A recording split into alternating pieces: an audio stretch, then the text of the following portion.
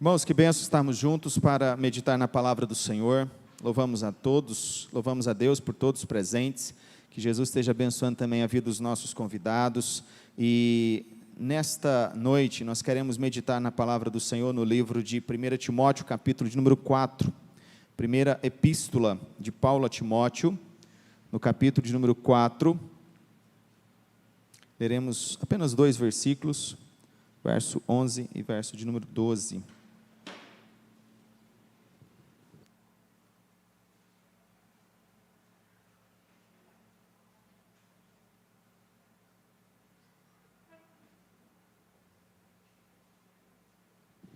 Primeira epístola de Paulo a Timóteo,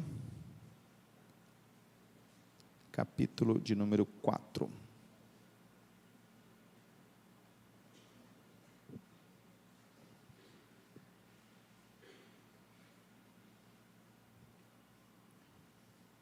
Todos encontraram, amém?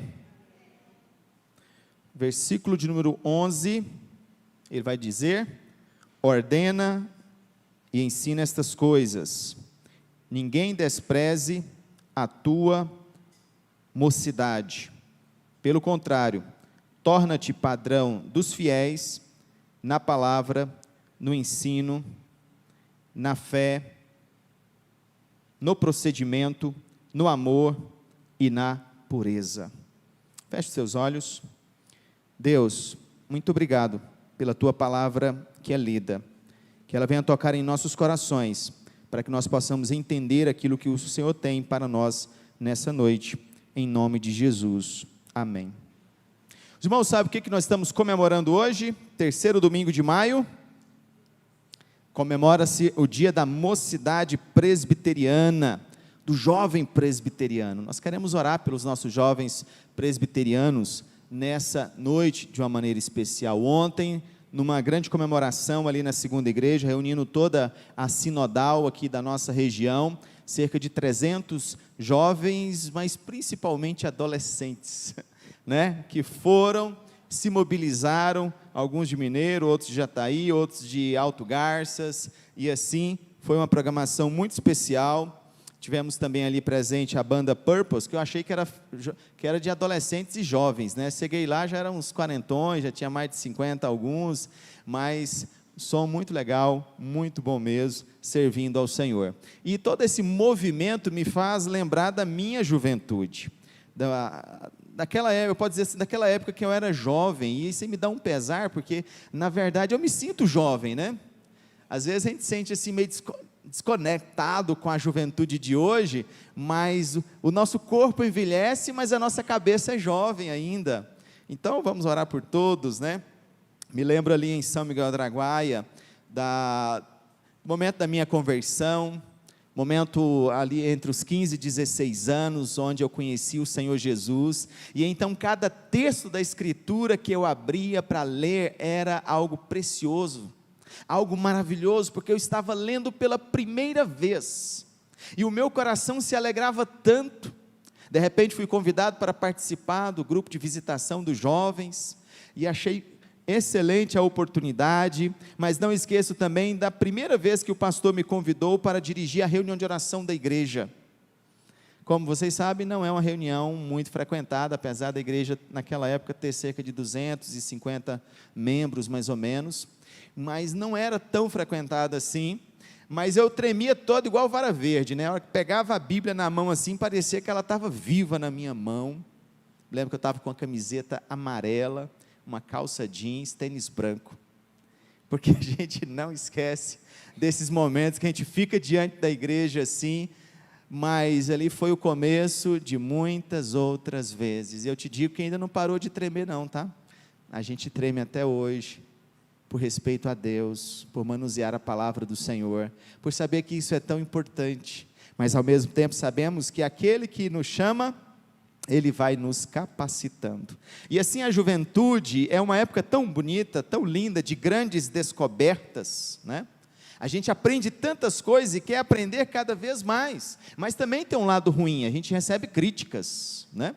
Porque às vezes a gente é muito afoito, quer tomar logo a decisão, quer fazer as coisas. Eu lembro uma vez, um presbítero me chamou no escritório dele, para conversar sobre uma pregação que eu tinha feito, que eu tinha feito um comentário, e eu estou tentando lembrar qual comentário que ele fez, já faz tempo, mas nunca lembrei, mas eu lembro que ele me chamou lá no escritório dele, falou, Herbert, não ficou legal o que você falou, pegou mal para a igreja, né?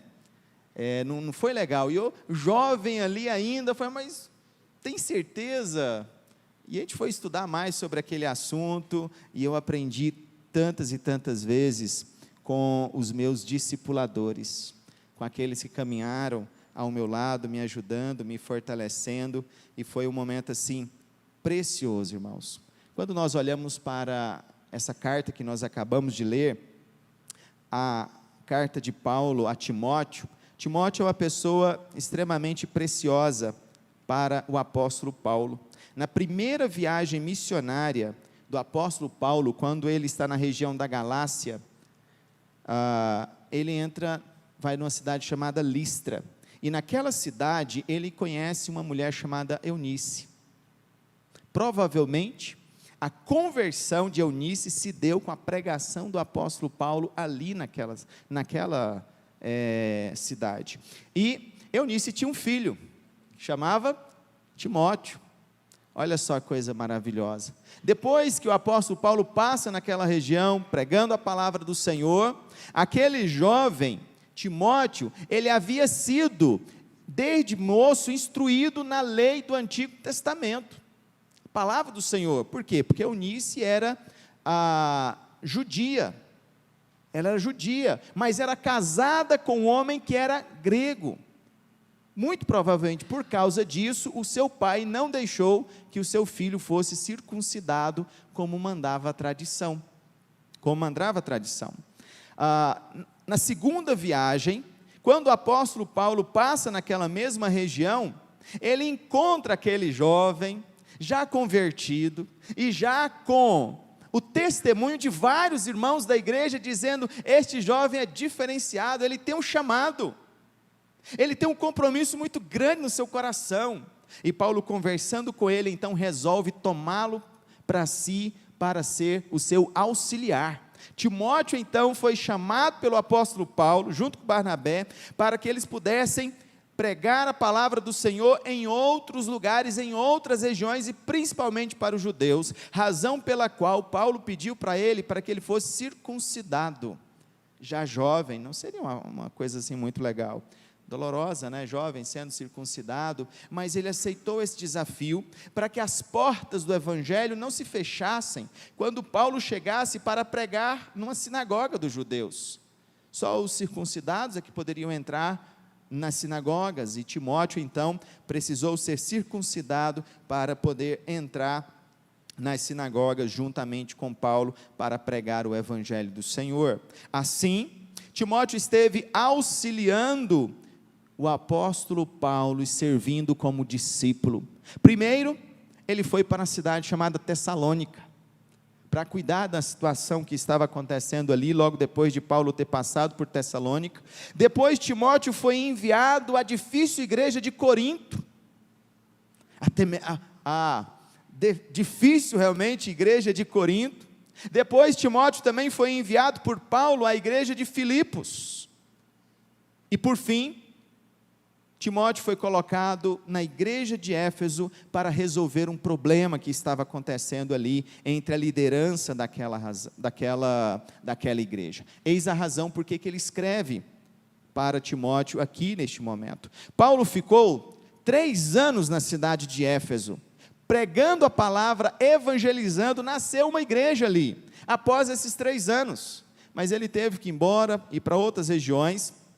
Tempos depois, ele chama de Miletos, presbíteros da igreja de Éfeso, e diz para eles, cuidado, porque podem surgir no meio de vocês lobos vorazes, que não vão ter receio ou ter medo do rebanho, não vão ter temor de Deus, estarão no meio de vocês para prejudicar a igreja do Senhor Jesus. Cuidado. Paulo então vai para Jerusalém, fica 2 anos preso ali em Jerusalém. Depois ele vai para Roma, fica mais 2 anos em Roma. preso também. Depois que ele sai, em algum momento ele vai para a região da Macedônia, mas ele fica sabendo que aqueles lobos vorazes entraram na igreja. Ele fica sabendo que aqueles lobos vorazes que ele havia advertido lá em Mileto, mais de 4 anos antes, haviam entrado na igreja e estavam causando problemas no meio da igreja. Então Paulo chama quem para resolver esse assunto? Timóteo. Timóteo é enviado para a igreja de Éfeso, e quando Timóteo está ali pastoreando aquela igreja, Paulo então escreve essa carta para fortalecê-lo. E aqui no versículo, capítulo 4, versículo de número 11, ele vai dizer: ordena e ensina estas coisas, ninguém despreze a tua mocidade, pelo contrário, seja padrão de boas obras na palavra, no procedimento, no amor, na fé e na pureza.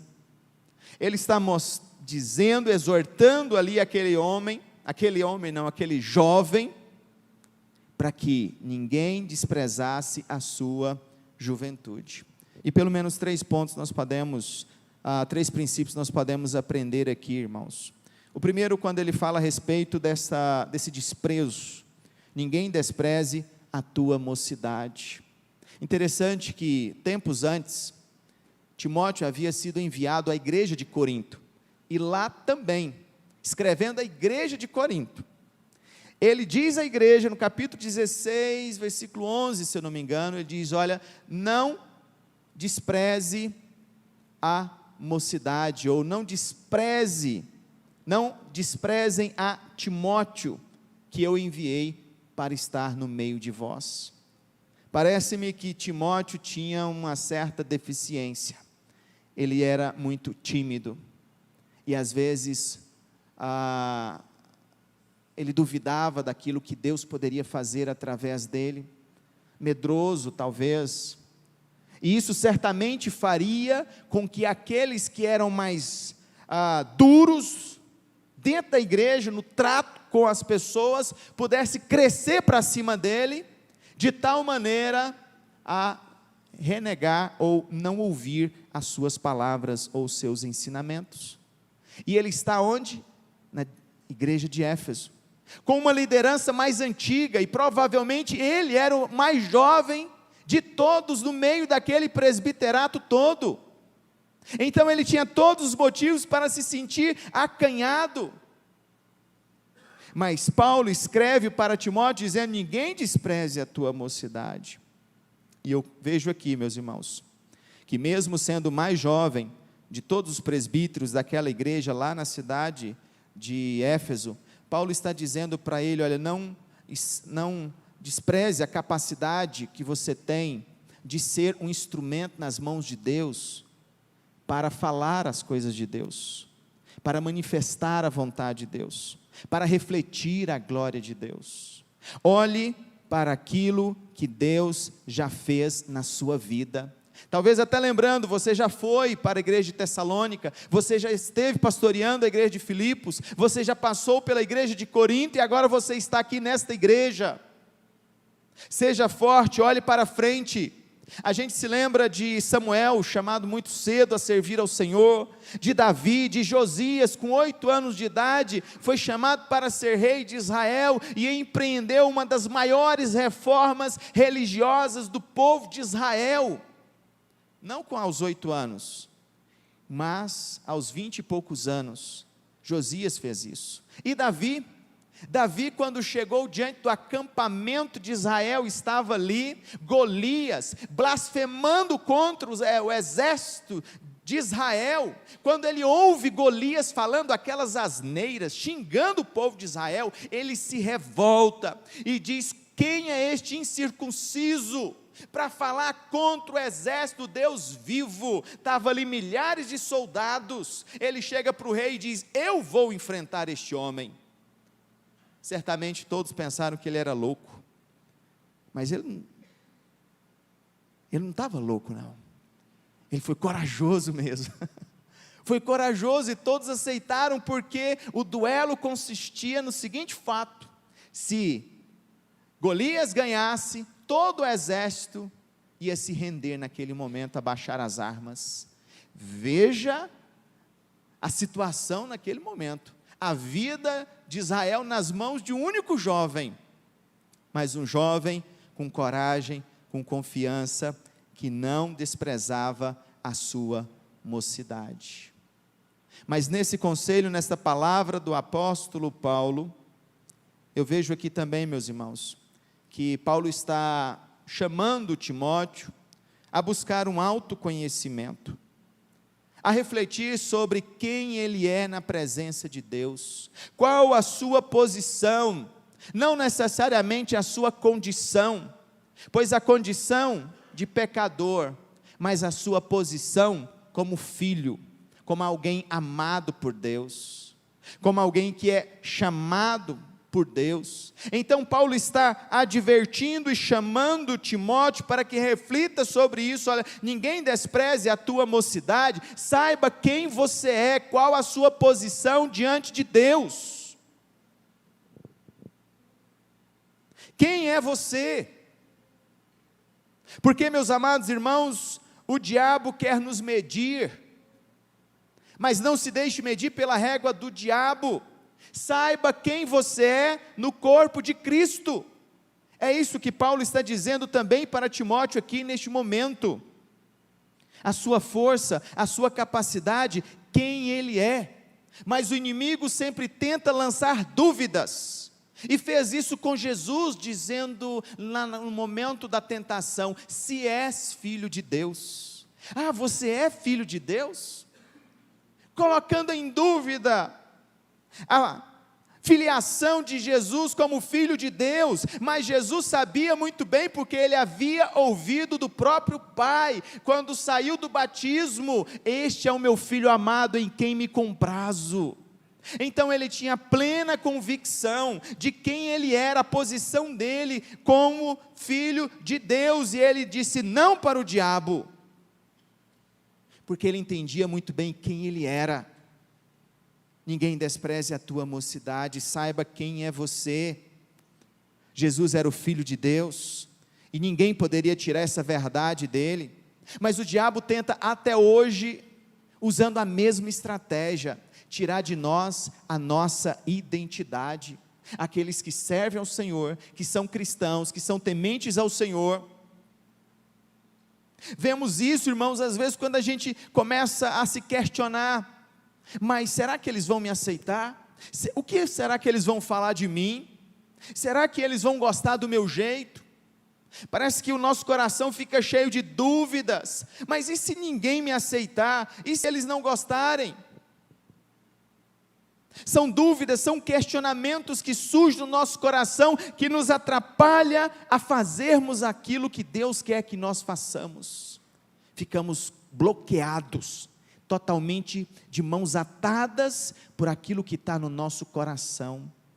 Parece que nós nos envergonhamos de sermos quem somos, mas o que somos mesmo? Filhos de Deus, servos de Deus. Então nós não poderíamos nos envergonhar jamais, porque somos filhos de Deus, o Senhor vai nos capacitar. Por isso eu pergunto: quem é você para Deus? Meus queridos, você é alguém pelo qual Jesus amou tanto, que foi capaz de dar a própria vida, a vida dele, para que você pudesse viver para sempre na casa dele, no reino celestial de nosso Senhor Jesus Cristo. Você é luz do mundo, declara a palavra do Senhor. Você é sal da terra, você é luzeiro neste mundo, você é descendente do pai da fé, Abraão. Você é irmão de Jesus, você é filho de Deus, você é geração eleita, você é sacerdote de Deus, você é propriedade exclusiva de Deus, você é santo, você é justificado, você é herdeiro de todas as coisas mais preciosas que já existiram no universo. Você tem um nome, e Deus te conhece pelo teu nome. Diga: eu me chamo Herbert e sou amado pelo meu Pai. Agora fale o seu nome. Eu e sou amado pelo meu Pai, porque Deus amou o mundo de tal maneira, que enviou seu Filho único, para que todo aquele que nele crê, não morra, mas tenha a vida eterna. Por isso os anjos disseram, na ressurreição de Jesus: diga aos discípulos e a Pedro, que o encontrem lá na Galileia, porque Jesus estaria lá. Marcos 16, verso 7. Diga aos meus discípulos, que me encontrem lá na Galileia, mas digam também a Pedro, porque ele nos conhece pelo nome. Certamente Pedro não iria querer ir, mas ele diz a Pedro, porque ele me negou 3 vezes, mas eu quero restaurar a sua vida, eu quero devolver a ele a consciência de quem ele é, para que ele não seja tomado pela dúvida, pela angústia de ter traído o Filho de Deus, para que ele possa voltar à sua condição de filho amado e querido. Eu não sei, meus queridos, por quanto tempo disseram que você não presta, palavras ditas de forma maldosa, destruindo a tua personalidade, destruindo quem você é. Talvez como tenha acontecido com Timóteo, a ponto de Paulo estar pastoreando ele o tempo todo, dizendo para ele: ninguém despreze você, Timóteo, mas eu sei, é que Jesus Cristo foi capaz de dar a vida dele, para que você pudesse viver com ele para sempre no seu reino. Jesus fez isso, para que nós tivéssemos oportunidade de morar para sempre no reino da sua glória.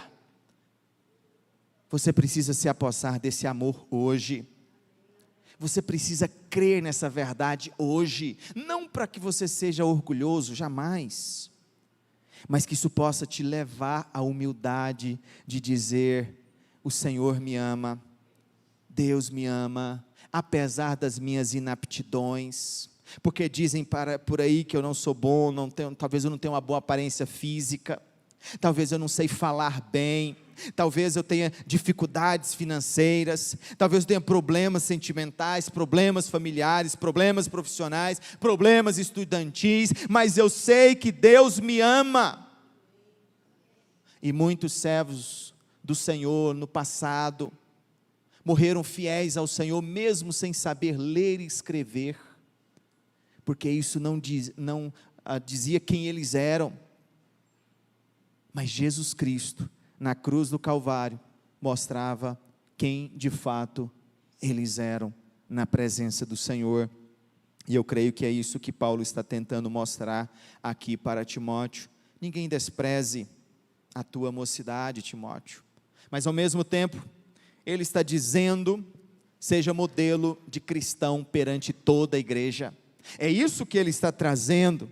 Pelo contrário, torna-te padrão dos fiéis na palavra, no procedimento, no amor, na fé, na pureza. Pelo menos 5 áreas específicas nas quais Timóteo deveria crescer, deveria avançar, mesmo que pudessem dizer alguma coisa a respeito dele, mas Paulo está dizendo: foque nessas 5 áreas. A primeira delas é a palavra. Timóteo deveria ser fiel em sua pregação e ensino da palavra de Deus, compartilhando a verdade com precisão e clareza, para que todos pudessem entender a palavra do Senhor. Jovem, hoje aqui presente, demais irmãos, não se envergonhe da palavra de Deus, ame essa palavra, valorize esta palavra, estude esta palavra, se alimente da palavra todo santo dia.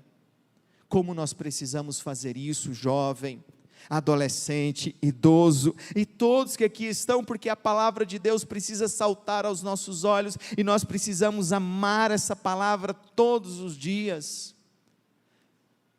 para viver realmente a manifestação do que Paulo está dizendo aqui para Timóteo. Nós precisamos viver essa palavra. Segundo, o procedimento. Sua conduta e comportamento devem estar de acordo com os princípios e ensinamentos de Cristo. Timóteo deveria viver uma vida íntegra e coerente com o que ele pregava, pois não adiantava ele falar alguma coisa e viver outra. Rapidamente, aqueles mais velhos, mais experientes e principalmente os lobos vorazes que estavam no meio da igreja, ia levantar incoerência, apontar o dedo e dizer: você não deve subir neste púlpito para pregar, porque o que você está dizendo você não está vivendo. Por isso Timóteo deveria ser exemplo também no seu procedimento. E eu sei que em geral o jovem não gosta de ser tutelado, né? De ter alguém ali para dizer: faça isso, não faça isso, haja dessa maneira, tome essa decisão. Geralmente o jovem gosta de tomar as suas próprias decisões, de arriscar, de correr riscos. Mas, meus queridos, viva tudo conforme o que Cristo ensina em sua palavra. Não me copie, copie a Cristo. É o que Paulo está dizendo. Olhe para Cristo, olhe para o Senhor Todo-Poderoso. Você deve honrar a Cristo na sua faculdade, no seu trabalho, no seu namoro, com as suas roupas, com o seu palavreado, quando você está com seus amigos. Honre a Cristo nesses momentos. No procedimento, nós possamos honrar aquilo que a palavra do Senhor nos ensina, com textos e mais textos. Mas Paulo também diz mais, no amor. Sim, Timóteo deveria demonstrar amor genuíno pelos outros, tanto dentro como fora da comunidade cristã. O amor seria um testemunho poderoso do seu compromisso com Cristo. O próprio Senhor Jesus fala sobre este amor, que seria capaz de saltar aos olhos das pessoas. Então esse mesmo Timóteo, jovem, que estava diante de uma igreja, que tinha alguns líderes ali ensinando falsas doutrinas, Timóteo tinha que confrontar estes homens, mas Timóteo tinha que confrontar isso com amor, com justiça, com piedade, demonstrando realmente como Deus agiria naquele momento para pastorear aquela igreja, para cuidar daquela igreja. Deveria ser com amor, porque se não houvesse amor, a palavra não seria comunicada com eficiência, porque Deus é um Deus que ama. Se aqueles homens que estavam ali seguindo determinadas doutrinas, e nós vamos ver que eles aprenderam sobre isso. Lá no livro de Apocalipse, quando o anjo do Senhor, quando Jesus escreve para o líder daquela igreja, Jesus diz que eles eram fiéis na doutrina, no procedimento, na fé, mas uma coisa, eles haviam se esquecido: do amor. O amor. Tenho, porém, contra ti que abandonaste o teu primeiro amor. Esta mesma igreja que Timóteo está pastoreando, e na qual Timóteo deveria demonstrar amor.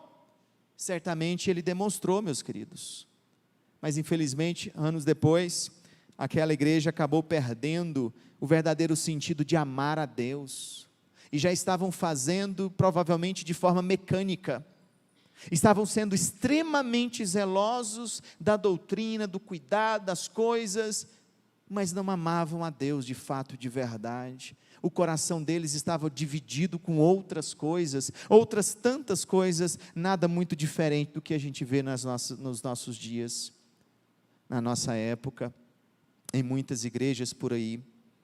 Mas Paulo também diz que ele deveria também alimentar a fé. Sim, ele deveria confiar e depender de Deus, demonstrando uma fé firme em todas as circunstâncias. Isso incluía confiar na orientação de Deus e acreditar nas promessas e ensinamento das Escrituras, porque uma coisa é eu chegar aqui e pregar a palavra, e a outra é crer que eu realmente acredito que essa palavra pode penetrar nos corações duros, nas pessoas surdas, nas pessoas que estão com os olhos fechados.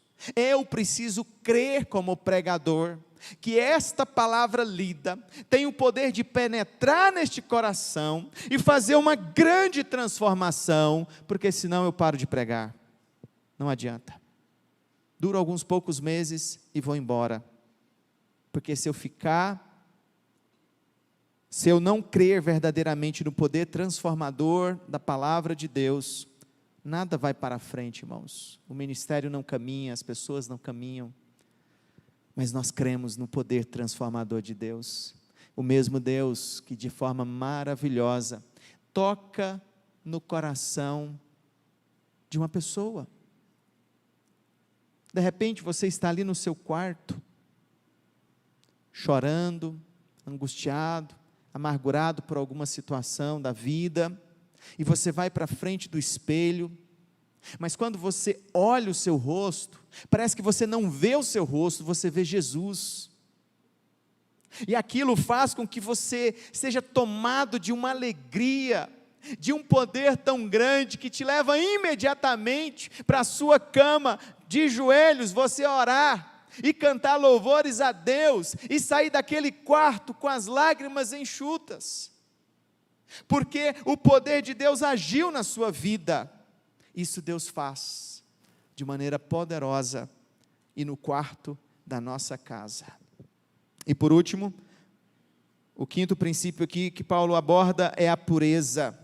Pureza, meus amados irmãos. Timóteo deveria manter-se puro moralmente, evitando os pecados e tentações que poderiam comprometer sua vida espiritual e seu testemunho. Lembra que Timóteo foi enviado para Corinto?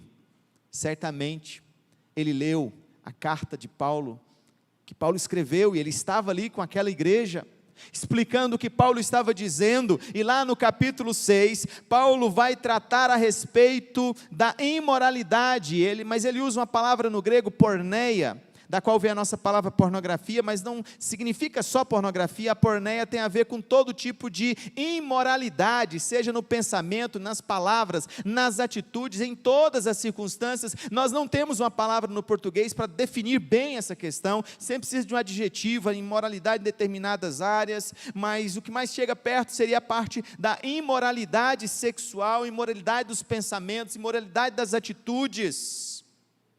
E Paulo, ali falando àquela igreja sobre a imoralidade, ele vai abordar o tal do que tem. Que tem olhar pornografia? Que tem praticar sexo fora do casamento ou antes do casamento? Que tem fazer isso, Paulo? Era o que estava acontecendo naquela igreja, imoralidade tal que nem entre os gentios daquela região, que já eram pervertidos moralmente ou sexualmente, a igreja estava permitindo que acontecesse. Quando os gentios, que já eram pervertidos moralmente, ouviam falar do que estava acontecendo naquela igreja, eles ficavam assim, horrorizados, como que pode? Aí o apóstolo Paulo diz, como? E aprendam essa lição aqui, irmãos, capítulo 6 de 1 Coríntios, como eu poderia pegar os membros de Cristo, e torná-los membros de uma meretriz? Sabe o que ele está dizendo nessa pergunta? Ele está dizendo que nosso corpo é membro de Cristo, nós representamos Cristo de uma forma tão forte, que submeter esse corpo a um pecado sexual, seria submeter Cristo a um pecado sexual. É claro que ele não estaria pecando, o pecado recairia sobre nós, mas ele está dizendo, isso é tão forte, que ele usa a palavra grega mais forte para dizer, não façam isso, absolutamente não façam isso. Como que vocês podem pegar o corpo de Cristo, e usá-lo como uma meretriz, como uma prostituta, ou com um prostituto, ou coisa dessa natureza? Não façam isso. Portanto, Timóteo sabia muito bem o que a palavra pureza queria significar. Afastar-se de todo e qualquer tipo de imoralidade, o que na língua grega daquela época era porneia, que definia realmente todo tipo de mal no âmbito sexual. os cristãos deveriam afastar-se. E é algo pelo qual o jovem precisa lutar constantemente. O pastor João Paulo de Aquino estava dando uma palestra essa semana no SPBC, e ele falava de uma pesquisa feita nos Estados Unidos, apesar de que é porque os Estados Unidos gostam de fazer pesquisa de tudo, né? Então, uma rede hoteleira que recebia congressos, media a quantidade de sites pornográficos acessados durante os congressos. Durante os congressos. Eles tinham um equipamento lá que conseguia medir o nível. E havia naquela rede hoteleira congressos de pessoas cristãs e não cristãos. E adivinhe, segundo essa medição, o nível era o mesmo de acesso. Ouviam da palavra de Deus durante o dia e à noite iam acessar sites pornográficos. Isso foi lá nos Estados Unidos, né? Eu acho que não é a realidade brasileira. Meus queridos, nós precisamos pensar e repensar sobre pureza, sobre santidade na vida da igreja e da nossa sociedade. É o que Paulo está dizendo: torna-te padrão na pureza, seja puro, não tenha vergonha de dizer que você é virgem, não tenha vergonha de dizer que você está se preparando para o casamento com alegria no coração, não tenha vergonha de falar isso. Honre ao Senhor com o teu procedimento, com a tua vida. E eu quero concluir lembrando com gratidão das palavras do nosso irmão Vinícius da Dani, lá na casa da irmã Marlete, quando falava sobre ser luz e ser santo, né, a vida do jovem na presença do Senhor. Também do reverendo Jonas, na casa do irmão Henrique e da Simone, falando nesse mesmo texto, sobre os dilemas da juventude e as suas lutas constantes.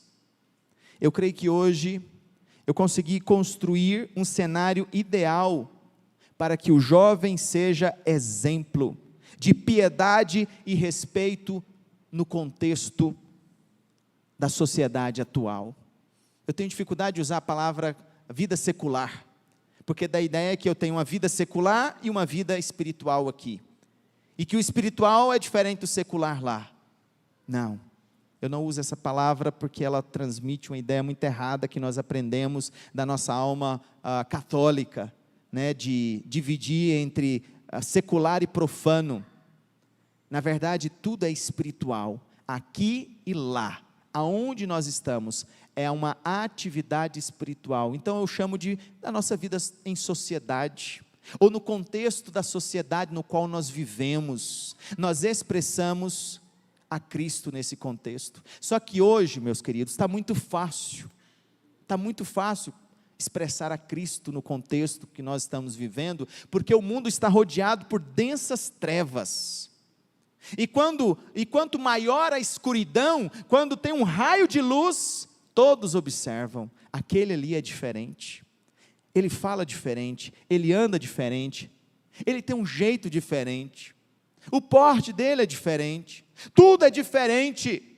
Está fácil hoje nos diferenciarmos das demais pessoas, porque as pessoas estão vivendo numa promiscuidade tão grande, seja de pensamentos, seja de atitudes, de tantas coisas.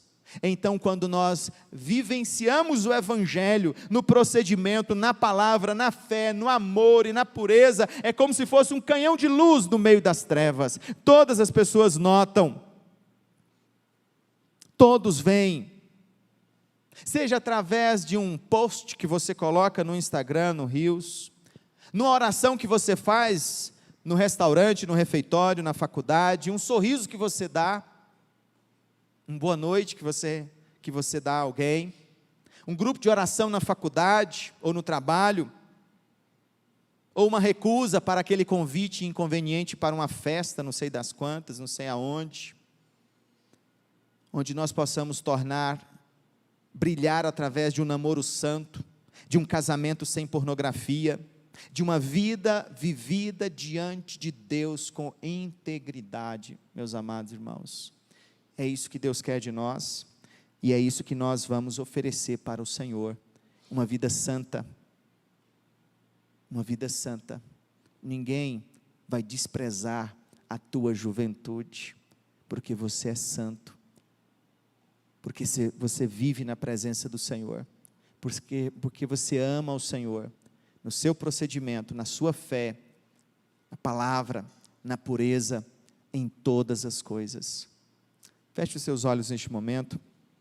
Eu quero orar pela sua vida, por todos de uma maneira geral neste momento. Depois nós estaremos orando pelos jovens, mas agora eu quero orar de uma maneira geral para todos que estão aqui, aqueles que estão nos ouvindo também pela internet, para que a palavra do Senhor possa tocar nos seus corações, e você tenha a mesma convicção que eu creio que Timóteo teve, ao receber esta carta, ao receber essas palavras do apóstolo Paulo. Ele era filho de Deus, ele era luz, sal da terra, ele era luzeiro no mundo, ele era filho do nosso Senhor, do nosso Deus, irmão de Jesus, herdeiro de todas as coisas, chamado para brilhar, e Deus nos chama para brilhar. Deus amado e Deus todo-poderoso, Pai amado, nós colocamos a vida de todos aqui presente de uma maneira muito especial a Deus, porque nós queremos obedecer a palavra do Senhor, nós queremos viver o Teu Evangelho, ó Deus, nós queremos ser luz neste mundo, ó Pai, mas para isso nós tenhamos, ó Deus, plena convicção de quem nós somos, ó Pai, chamado das trevas para a Tua maravilhosa luz, para vivenciarmos os mandamentos do Senhor, como Timóteo vivenciou naquele momento ali, quando estava na igreja de Éfeso, ó Pai, resolvendo aquelas questões difíceis, com pessoas de índole difícil, mas ele conseguiu, ele foi bênção, ó Deus, porque ele estava com a palavra do Senhor nas suas mãos, na sua boca, no seu coração, procedendo fielmente, com fé, com pureza, com busca incessante do Senhor. E eu oro, ó Deus, para que cada um de nós, também nós, estejamos com esse mesmo desejo, com essa mesma vontade, todos os dias, ó Pai, que nós levantarmos, nós possamos viver para o Senhor, e não deixar que as dúvidas, não deixar que o medo venha penetrar em nosso coração, as incertezas, ou as mentiras do diabo. Em nome de Teu Filho amado Jesus Cristo, é que nós oramos, amém e amém. Louvado seja o nome do Senhor.